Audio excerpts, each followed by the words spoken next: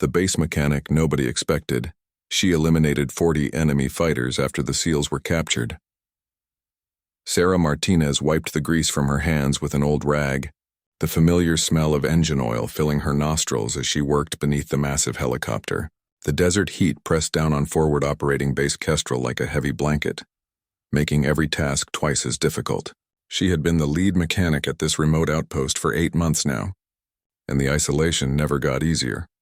The base sat like a small fortress in the middle of nowhere, surrounded by endless sand dunes and rocky outcroppings. Most days Sarah felt forgotten by the world. The only excitement came from maintaining the aircraft that brought supplies and personnel to their little corner of the desert. She preferred it that way. After growing up in a small town in Texas working on her father's farm equipment, the military had given her a chance to use her skills for something bigger than herself. Sarah had always been different from other girls her age. While they played with dolls, she was taking apart radios and putting them back together. Her father, a Vietnam veteran, had taught her everything he knew about engines and electronics. When she joined the military, everyone expected her to choose a traditional role, but Sarah wanted to work with machines. She found peace in the logical world of gears, circuits, and fuel lines. The morning started like any other. Sarah was checking the main rotor assembly on a Black Hawk when she heard unusual radio chatter coming from the communications tent. The voices sounded tense, urgent. She paused her work and listened more carefully. Something about a SEAL team that had gone missing during a reconnaissance mission in the mountains, 40 miles north of their position. Lieutenant Colonel Hayes, the base commander, emerged from his office looking worried. He gathered the senior staff for an emergency briefing. Sarah watched from a distance as the officers huddled together, their faces grave. She had learned to read the mood of the base over the months, and this felt different. This felt dangerous. Later that afternoon, she overheard 2 intelligence officers talking near the motor pool. The SEAL team had been captured. 6 of America's elite warriors were now prisoners of a well-armed insurgent group that had been causing problems in the region for months.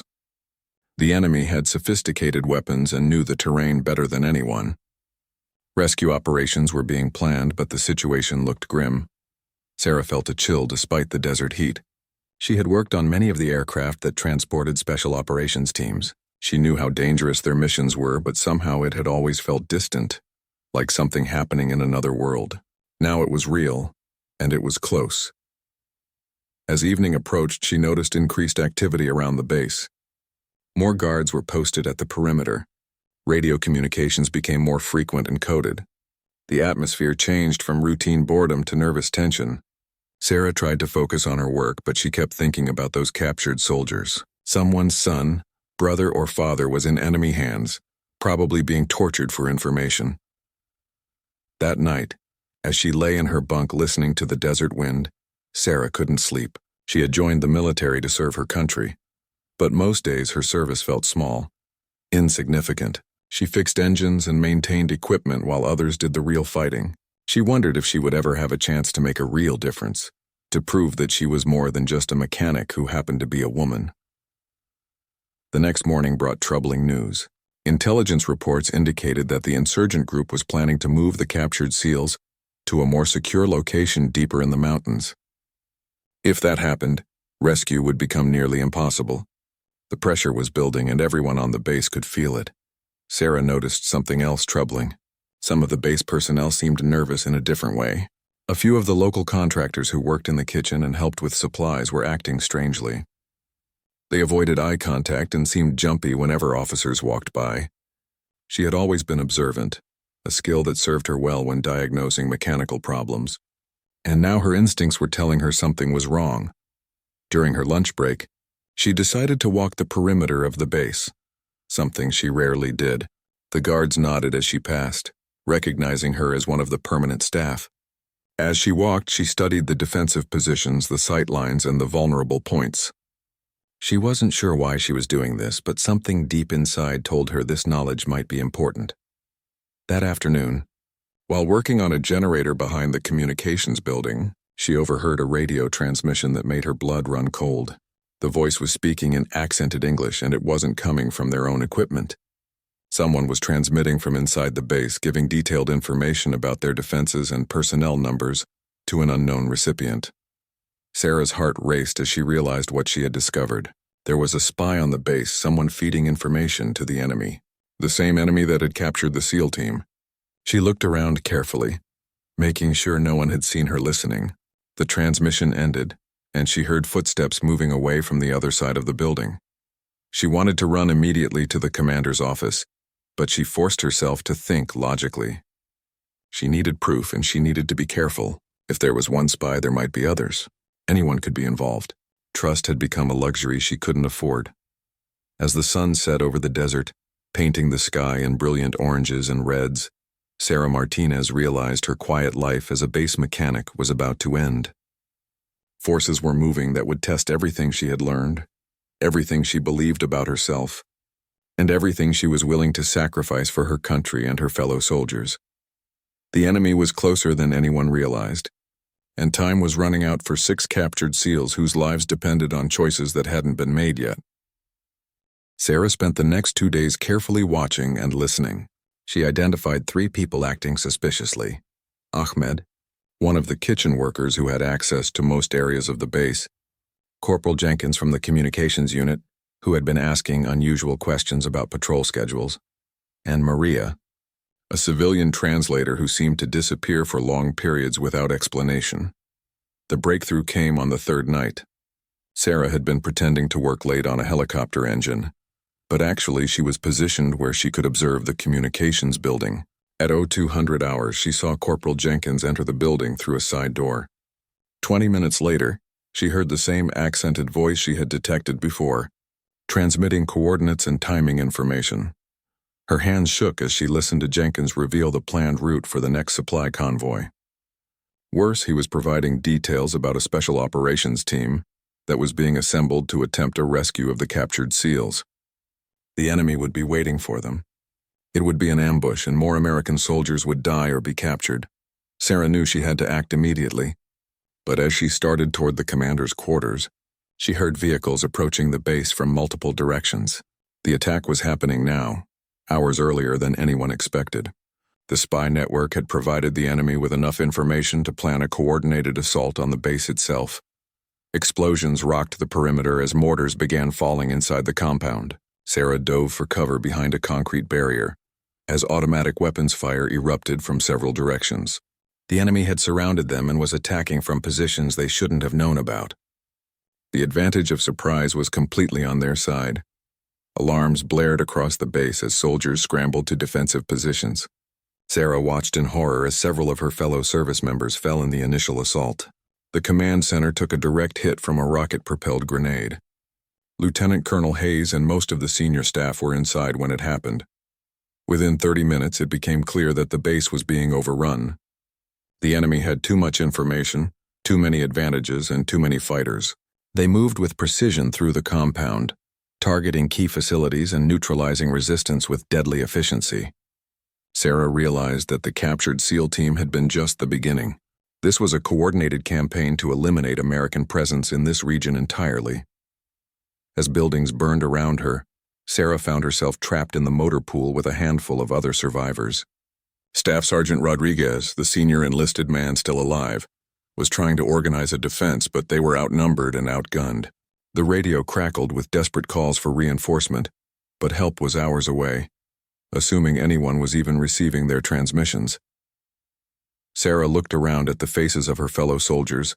Some were barely out of high school, kids who had joined the military for college money or because they couldn't find work in their small towns. They were mechanics, cooks, clerks, and communication specialists. They weren't trained for this kind of combat, and terror was written clearly on their faces. That's when she noticed something that changed everything.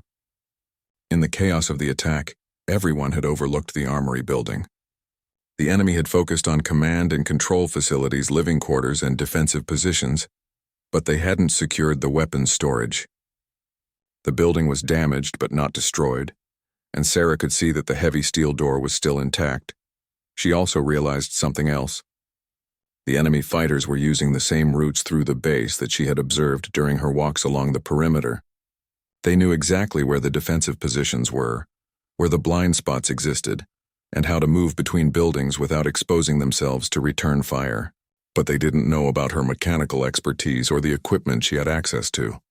While Staff Sergeant Rodriguez tried to reach higher command on the radio, Sarah studied the tactical situation with the same methodical approach she used to diagnose engine problems. The enemy had made assumptions based on their intelligence, but there were variables they hadn't accounted for. They expected to face soldiers who would follow standard defensive procedures, not a mechanic who understood every system on the base. The fuel depot was still intact, connected to various buildings through underground pipes. The generator complex that powered the base was operational, despite the damage to the main electrical grid. Most importantly, there were tools and materials in the motor pool that could be used for purposes the enemy would never anticipate. As another wave of attackers moved through the compound, Sarah made a decision that would have seemed impossible just days earlier. She wasn't going to wait for rescue that might never come. She wasn't going to hide and hope to survive until reinforcements arrived. She was going to use everything she knew about this base. Every skill she had learned and every ounce of determination she possessed to turn the tables on an enemy that thought they had already won. The farm girl from Texas who had spent her life fixing broken things was about to discover what she could break when the lives of her fellow soldiers depended on it. The real battle for Forward Operating Base Kestrel was just beginning, and the enemy had made their first fatal mistake. They had underestimated the base mechanic. Sarah Martinez was about to show them that sometimes the most dangerous person in a fight isn't the one with the most training or the biggest weapon. Sometimes it's the one who understands how everything works and has nothing left to lose. Sarah waited for the right moment when the enemy fighters moved past the motor pool, then sprinted across open ground to reach the armory. Bullets whizzed over her head as she dove through the damaged doorway. Inside, she found exactly what she needed: explosives, ammunition, and specialized equipment that most soldiers wouldn't know how to use properly. Her father had taught her about demolitions during their work on the farm. Clearing stumps and breaking up rock formations required understanding how explosives worked, where to place them, and how to time detonations for maximum effect. The military had given her additional training, though she had never imagined using it in combat. Sarah gathered C4 plastic explosive, detonators, and timer devices. She also grabbed night vision equipment and several fragmentation grenades. Her plan was forming as she worked, based on her intimate knowledge of the base's infrastructure and the enemy's movement patterns she had observed. The fuel system was her first target. Sarah knew that every building on the base was connected to the main fuel depot through underground pipes that supplied heating and cooking gas. If she could create controlled explosions at key junction points, she could turn the base's own infrastructure into a weapon. The enemy fighters were using buildings for cover and concealment, never suspecting that those same buildings could become death traps. Moving carefully through the smoke and chaos, Sarah made her way to the first fuel junction behind the communications building. She placed her charges with the precision of someone who understood exactly how pressure and confined spaces would amplify the explosion. The timer gave her 12 minutes to reach the next position. The second target was the generator complex. Sarah had maintained these generators for months and knew their vulnerabilities better than anyone. She placed explosives that would create an overload in the electrical system, causing a cascading failure that would knock out power to the base's lighting. In the darkness, her night vision equipment would give her a significant advantage over attackers who were relying on vehicle headlights and handheld flashlights. As she moved toward her third target, Sarah encountered her first enemy fighter face to face. He was young, probably not much older than some of the American soldiers lying dead around the base. He raised his rifle when he saw her, but Sarah was faster. Years of physical training and the adrenaline of survival gave her speed she didn't know she possessed. She struck him with a wrench from her tool belt, grabbed his weapon, and kept moving. The third explosion point was near the vehicle maintenance bay where the enemy had positioned several technical vehicles mounted with heavy machine guns. Sarah's charge was designed to rupture a fuel line that would create a river of burning gasoline, cutting off their escape route and destroying their mobile firepower. When the first explosion detonated, the sound echoed across the desert like thunder.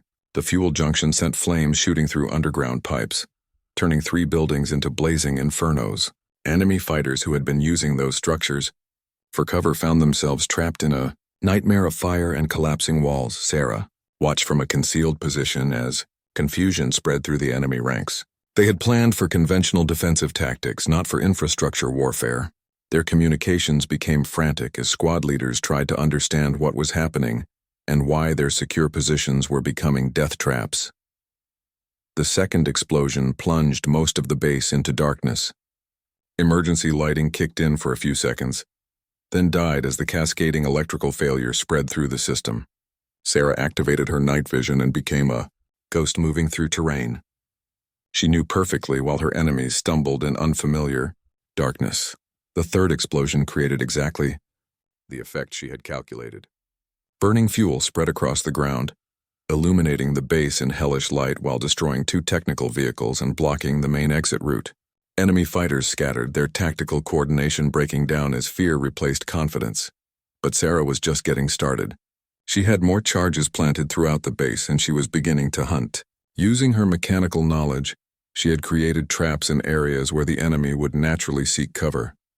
A damaged water tower that would collapse when its support structure was weakened. A fuel truck that would explode when its engine was started. A communications antenna that would electrocute anyone who tried to climb it.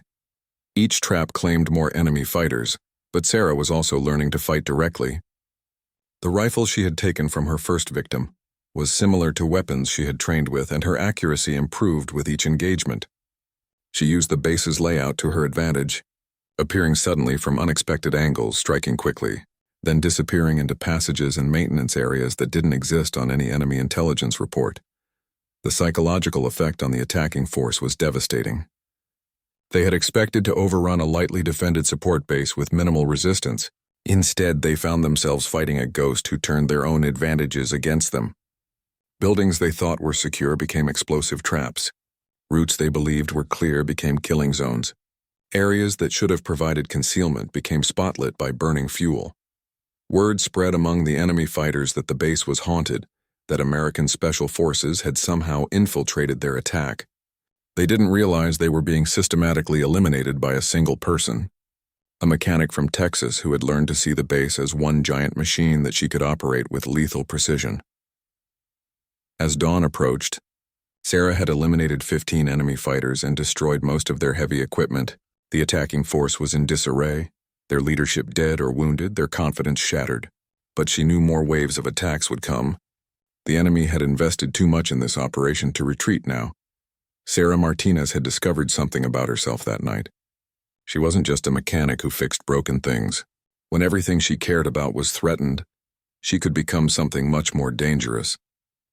The quiet farm girl had found her warrior spirit, and the real battle was still ahead. As the first light of dawn crept across the desert, Sarah took stock of her situation. The base looked like a war zone with burning buildings and destroyed vehicles scattered across the compound. The surviving American personnel had managed to establish a defensive perimeter in the medical facility, the most reinforced building on the base. Staff Sergeant Rodriguez had assumed command and was trying to coordinate with any rescue forces that might be en route. Sarah made her way to the medical facility, moving carefully through the devastation she had helped create. When she entered the building, she found 12 survivors, including 4 wounded soldiers who were being treated by Corporal Mason, a medic who had shown incredible courage throughout the night. The faces that looked up at her showed a mixture of awe and disbelief. Rodriguez stared at her for a long moment before speaking. "Martinez, what the hell happened out there? It sounds like World War III erupted around us." Sarah explained her actions in simple terms, focusing on tactical advantages rather than the personal transformation she had experienced. She described the enemy positions she had observed, the infrastructure weaknesses she had exploited, and the psychological impact of turning their own attack plan against them. The radio crackled with an incoming transmission. A rescue force was 3 hours out, but satellite intelligence showed that enemy reinforcements were also approaching from 2 directions. The attacking force hadn't given up. They had called for backup. Sarah realized that the morning would bring a much larger and more organized assault. Rodriguez gathered the survivors around a rough map of the base. "We need to hold out for 3 more hours. The enemy knows our positions now, and they'll be ready for unconventional tactics. They'll come at us with overwhelming force." Sarah studied the map with the same analytical mind she applied to mechanical problems. The enemy would expect them to hunker down in the medical facility and wait for rescue. They would surround the building and either assault it directly or wait for American forces to arrive. then attack both groups simultaneously. Either way, the survivors would likely be killed or captured. "We can't stay here," she said quietly. Everyone turned to look at her. "They know where we are, and they have 3 hours to position themselves perfectly. When our rescue force arrives, they'll be walking into a trap just like the SEAL team did." Rodriguez nodded grimly. "You have a better idea?" Sarah pointed to an area on the map that most people would consider impossible to defend. The open ground near the destroyed fuel depot. "We go there. Set up our own ambush. Make them come to us on our terms." The suggestion seemed crazy to everyone except Rodriguez, who had been watching Sarah's tactical thinking develop throughout the night. "Explain your reasoning, Martinez. The fuel depot is still partially intact underground. There are maintenance tunnels that connect to the water treatment facility and the power plant. We can move unseen between positions. The enemy will expect us to avoid the open area because it offers no conventional cover, so they won't be watching it carefully. Most importantly, I can rig the remaining fuel systems to create a kill zone that extends for 200 meters in every direction." One of the wounded soldiers, Private Henderson, shook his head. "That's suicide. We'll be completely exposed." Sarah looked at each of them in turn. "We're dead if we stay here. We're probably dead if we run. But if we can eliminate enough of the enemy force before our rescue arrives, we might save the lives of the people coming to help us, and we might actually survive this." Rodriguez made the decision. "We move in 20 minutes. Martinez, you take point. Show us these tunnels of yours." The next hour was spent in careful preparation. Sarah rigged the remaining explosive charges throughout the fuel depot area, creating a network of traps that could be triggered individually or all at once. She showed the other survivors how to move through the maintenance tunnels and identified firing positions that provided both concealment and fields of fire. The key to her plan was timing. The enemy would send scouts first, trying to locate the American survivors. When they found the medical facility empty, they would begin searching systematically. Sarah's group would wait until the main enemy force was committed to the search, then trigger their trap. At 800 hours, enemy vehicles began arriving at the base perimeter. Sarah counted at least 40 fighters in this new wave, along with several technical vehicles and what appeared to be a command vehicle with sophisticated communications equipment. They moved with military precision, suggesting that these weren't just insurgent fighters but trained soldiers. The enemy commander deployed his forces exactly as Sarah had predicted. Scout teams were sent to clear buildings methodically, while the main force surrounded the medical facility. When they discovered it was empty, confusion spread through their ranks. Radio traffic increased as squad leaders reported negative contact and requested new orders. Sarah watched from her concealed position as the enemy began expanding their search pattern. They were moving into the kill zone she had prepared, but they were being cautious. She needed them to commit more forces to the area before she could spring her trap effectively. That's when she made a decision that surprised even her. Instead of waiting passively, she began moving through the tunnel system, appearing briefly at different locations to draw enemy attention. Each time she showed herself, more fighters moved in her direction. She was using herself as bait to concentrate the enemy force exactly where she wanted them. Rodriguez's voice came through her radio headset. "Martinez, what are you doing? You're supposed to be coordinating our defensive positions." "Change of plans," Sarah replied, taking aim at an enemy fighter who was getting too close to discovering one of the tunnel entrances. "I'm going to make sure they all come after me." Her shot dropped the enemy fighter, and immediately the area erupted with return fire. But Sarah was already moving through the tunnels, emerging at a different location 60 meters away. Another shot, another enemy casualty, and she was gone again before they could react. The enemy commander was shouting orders, trying to coordinate his scattered forces against a target that seemed to be everywhere and nowhere. His fighters were spreading out across the entire kill zone exactly as Sarah had hoped.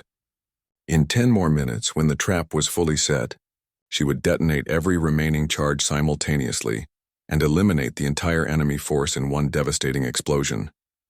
But first, she had to survive 10 more minutes of the most dangerous game she had ever played. Sarah moved through the tunnel system like a predator stalking prey. Every few minutes, she would emerge at a different location, take a carefully aimed shot, then disappear before the enemy could respond effectively. Her tactics were working perfectly. The enemy force was spread across the kill zone, chasing shadows while walking directly into her trap. But the enemy commander was smarter than she had anticipated.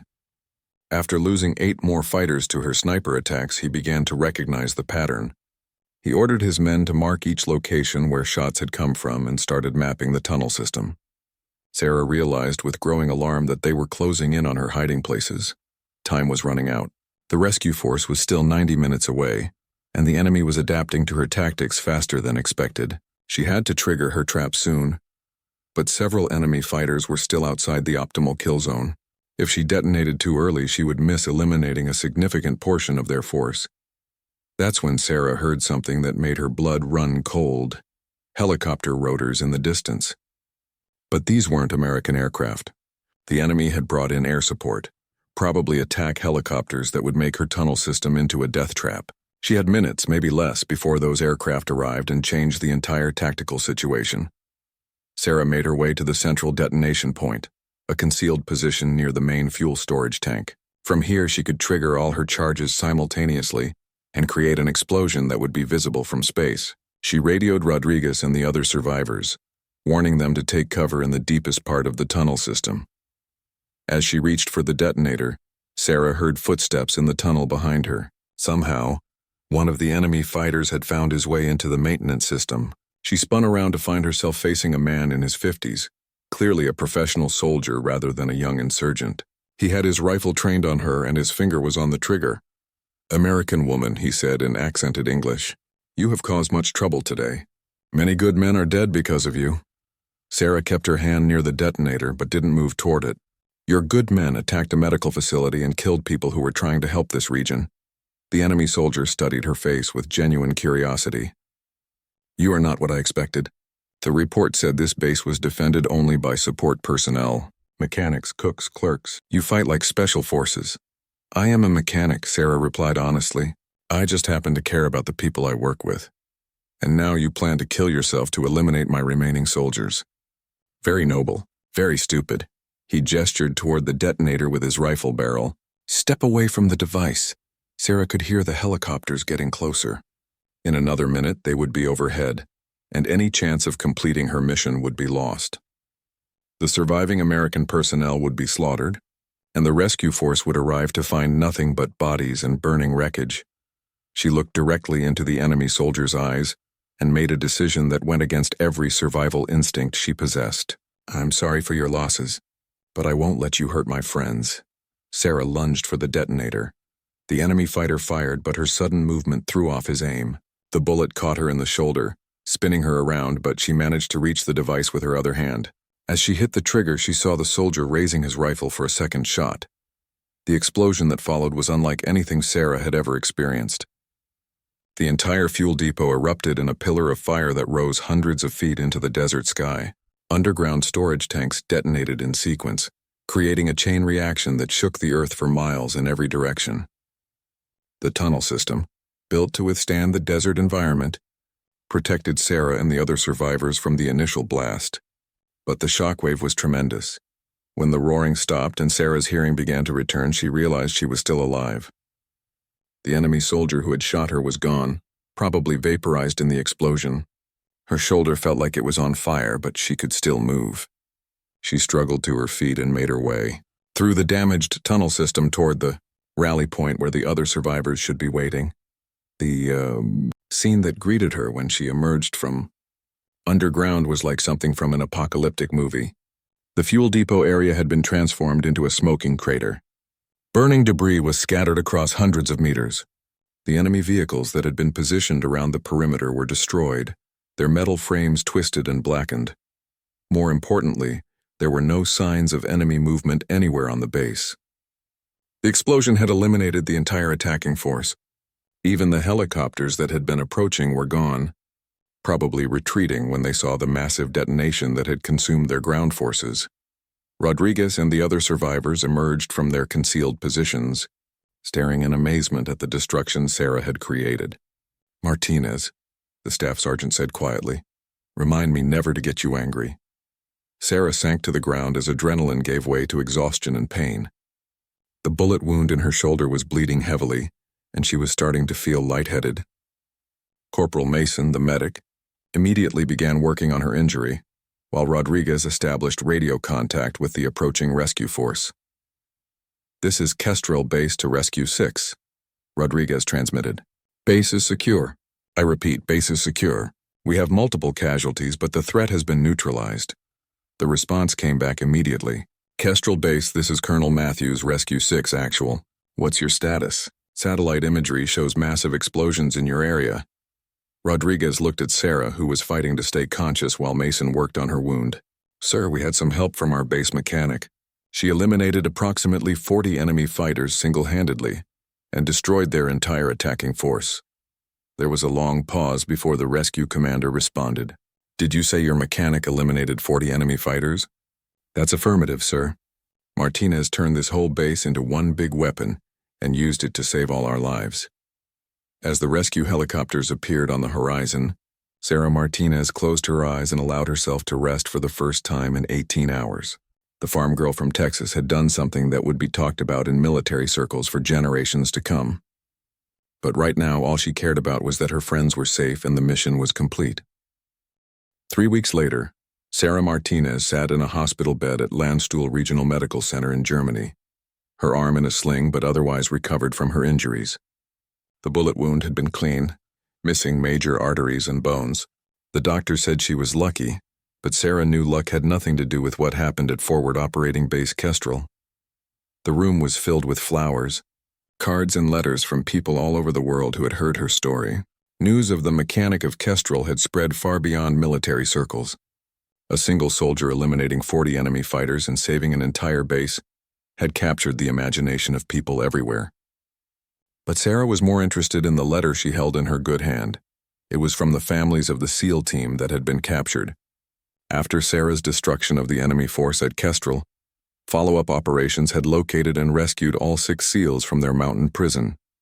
They were alive because the enemy network that had captured them was eliminated in the battle for the base. The letter thanked her for giving their sons, husbands, and fathers a chance to come home. Colonel Matthews, the rescue force commander, entered the room carrying a folder thick with documents. He had visited Sarah several times during her recovery, debriefing her on the events at Kestrel and helping her understand the broader impact of her actions. "How are you feeling today, Sergeant Martinez?" he asked, taking a seat beside her bed. Sarah smiled at the use of her new rank. The promotion had been automatic after her actions, along with several commendations that she still couldn't quite believe were real. "Better every day, sir. When can I get back to work?" "That's actually what I wanted to talk to you about." Matthews opened his folder and pulled out several documents. "You have some interesting options ahead of you. The Army would like to offer you specialized training in explosives and demolitions. The Air Force is interested in your tactical thinking for base defense planning, and there's a joint special operations unit that thinks your unconventional approach would be valuable in counterinsurgency operations." Sarah looked at the papers but didn't reach for them immediately. "What about going back to being a mechanic?" "That's what I signed up for." Matthews studied her face carefully. "You could do that if you want. But Sarah, you've demonstrated capabilities that go far beyond maintaining helicopters. You have a gift for seeing patterns and solving problems under extreme pressure. The military needs people like you in positions where those skills can make a real difference." "I never wanted to be a hero," Sarah said quietly. "I just wanted to fix broken things and serve my country." "You did serve your country, in a way that most people never will." Matthews leaned forward in his chair. "But here's the thing about fixing broken things. Sometimes the most broken thing is a situation where good people are in danger and nobody else can help them. What you did at Kestrel proved that you can fix those kinds of problems too." Sarah thought about the faces of her fellow survivors, people like Rodriguez and Mason who had trusted her with their lives. She remembered the families of the captured SEALs, people she had never met, but whose loved ones were alive because of decisions she had made in the darkness of that desert night. "There's something else," Matthews continued. "We identified the spy network that provided intelligence to the enemy. Corporal Jenkins and 2 civilian contractors were feeding information to insurgent groups across the region. Your actions didn't just save Kestrel. You broke up an intelligence operation that was getting American soldiers killed. The knowledge that her instincts about Jenkins had been correct gave Sarah a sense of closure about the events that had started everything.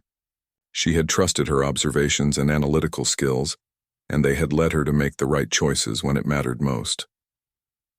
Over the following days, Sarah thought carefully about her future. She talked to other soldiers, military counselors, and even called her father back in Texas to get his perspective. The conversation with her dad was the most helpful. "Honey," he said over the phone, "you always had a gift for seeing how things worked and making them better. But what you did over there, that wasn't just about understanding machines. That was about understanding people, understanding situations, and having the courage to act when others couldn't. The world needs people like you in positions where they can make a difference." In the end, Sarah chose a path that honored both her mechanical background and her newly discovered tactical abilities. She accepted assignment to a joint task force specializing in infrastructure protection and unconventional defense. Her job would be to help design security systems for military facilities, train other soldiers in creative defensive tactics, and serve as a consultant when bases faced unconventional threats. 6 months later, Sarah found herself at a forward operating base in Afghanistan, but this time her role was completely different. She wasn't there to fix helicopters. She was there to fix vulnerabilities in the base's defensive systems. The commanding officer, a veteran colonel who had heard about Kestrel, walked her around the perimeter on her first day. "Martinez, I've read your file 3 times, and I still can't believe what you accomplished," he said as they inspected the guard towers. "I need you to look at this place with those same eyes that saw opportunity in that fuel depot. Tell me how an enemy force might try to take this base, and more importantly, tell me how we can turn our own infrastructure into a defensive advantage." Sarah spent the next week studying every system, every building, and every potential vulnerability. She identified 17 different ways an attacker might breach their defenses, and then designed countermeasures that would turn each attack route into a trap. The base's fuel system, water distribution, electrical grid, and even the sewage treatment facility became part of an integrated defensive network. When she presented her recommendations to the command staff, the room fell silent. One major finally spoke up. "Sergeant Martinez, are you suggesting we turn our entire base into a giant booby trap?" "Not a booby trap, sir. A responsive defensive system. If we're ever attacked, we don't just hide behind walls and shoot back. We make the base itself fight alongside us." The colonel approved her plan immediately. 3 months later, that same base faced a coordinated attack by a large insurgent force. But this time, instead of being caught off guard, the defenders were ready. When enemy fighters breached the outer perimeter, they found themselves fighting not just American soldiers, but the base itself. Fuel lines became flame barriers. The electrical system created strobing lights that disrupted enemy coordination. Even the water system was weaponized, creating muddy terrain that channeled attackers into prepared kill zones. The attack was repelled with minimal American casualties while inflicting devastating losses on the enemy force. Word of the Martinez defense spread throughout the military, and requests for her consultation began pouring in from commanders around the world. Years passed, and Sarah's reputation grew. She helped secure bases in Iraq, Syria, and other conflict zones. She trained a new generation of soldiers to think creatively about defense, and to see their environment as a resource rather than just terrain. She developed new doctrine for unconventional base defense that became standard training at military schools. But perhaps most importantly, she never forgot the lesson she learned in that desert night at Forward Operating Base Kestrel. The most powerful weapon in any conflict isn't technology or firepower. It's the human mind that can see possibilities others miss and has the courage to act on them. Sarah Martinez had started as a farm girl who was good with engines. She became a soldier who saved lives by understanding that everything around her could be a tool for protecting the people she cared about. Her story inspired thousands of others to look beyond their job descriptions and find ways to serve that they never imagined possible. The mechanic nobody expected had not only eliminated 40 enemy fighters that night in the desert, she had changed the way the military thought about defense, about resourcefulness, and about the potential that exists in every person willing to step up when others need them most. On quiet evenings, when she was between assignments, Sarah would sometimes think about that terrifying night when everything changed. She remembered the fear, the desperation, and the moment when she realized she could either hide or fight. The choice she made in that moment had saved lives, changed careers, and ultimately made the world a little bit safer. The base mechanic had discovered that sometimes the most important repairs aren't made with tools and parts. Sometimes they're made with courage, creativity, and an unwavering commitment to protecting the people who depend on you. And sometimes one person with the right skills and the will to use them can make all the difference in the world.